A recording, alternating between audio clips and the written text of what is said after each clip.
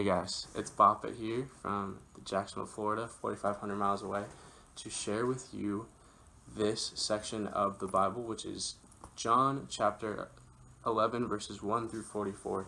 Now, it's a lot of verses, so I'm not going to read with you all of them, but I'm going to summarize what's been happening around this section of the gospel. So, Jesus was in the middle of his ministry in Jerusalem, and he had been speaking to a lot of different temples around the area, and he was actually being persecuted for it, even getting thrown stones at a few times because he was blaspheming against what had been known in the Jewish faith at the time.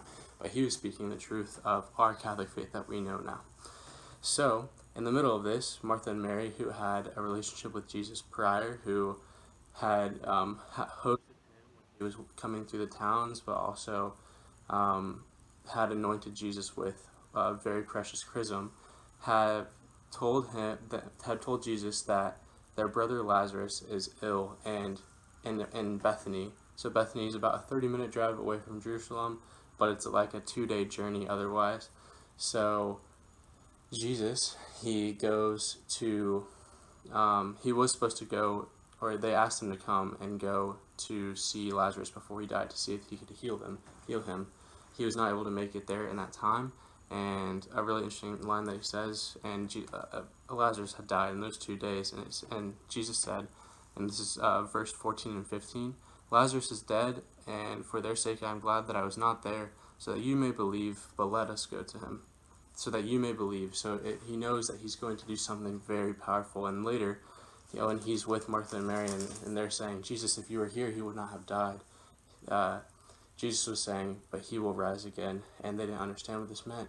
No one would have understood what this meant. The resurrection had never been heard of or talked about or understood before, except to Jesus and God at this point. Let's dive into Scripture. This is verse 32, and I'll read to 44. Then Mary, when she came where Jesus was and saw him, fell at his feet, saying to him, Lord, if you had been here, my brother would not have died. When Jesus saw her weeping, the Jews who came with her also weeping. And the Jews who came with her were also weeping. He was deeply moved in the spirit and troubled, and he said, Where have you laid him? They said to him, Lord, come and see. Jesus wept. The smallest verse in the entire Bible. So the Jews said, See how he loved him. But some of them said, Could he who opened the eyes of the blind man have kept this man from dying? Then Jesus, deeply moved again, came to the tomb. It was a cave, and a stone lay upon it. Then Jesus said, Take away the stone. Martha, and the sister of the dead man, said to him, Lord, by this time there will be an odor, for he has been dead for 4 days. Jesus said to her, Did I not tell you that if you would believe, you would see the glory of God? They took away the stone, and Jesus lifted up his eyes and said, Father, I thank thee that thou hast heard me.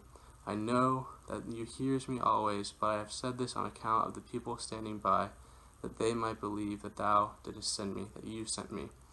When he had said this, he cried with a loud voice, Lazarus, come out.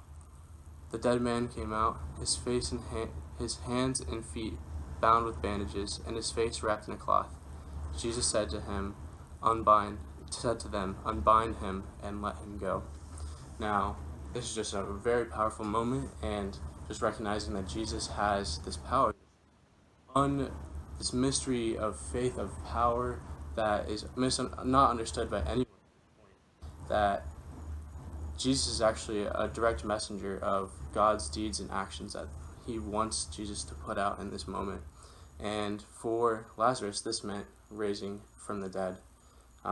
Now, for us in our present day, this can really be considered things like being unbinded from sin that holds you back and raising up past that and being able to join and be with God again.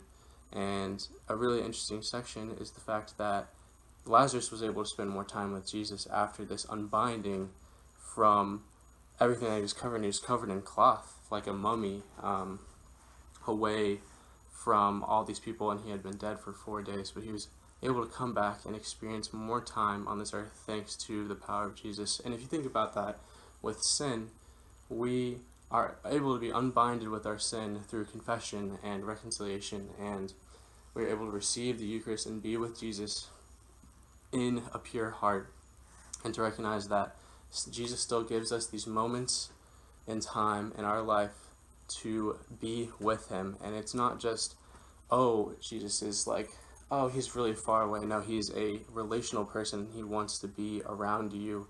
So feel free to recognize this as, I do bad things in my life. I struggle and I sometimes turn away from God. But Jesus is always ready to forgive me, to give me mercy, and bring me back into a relationship with him. Because that's what the Trinity wants. They want to be in relationship with you. So recognize that and truly be able to live that out in your life wherever that you see fit.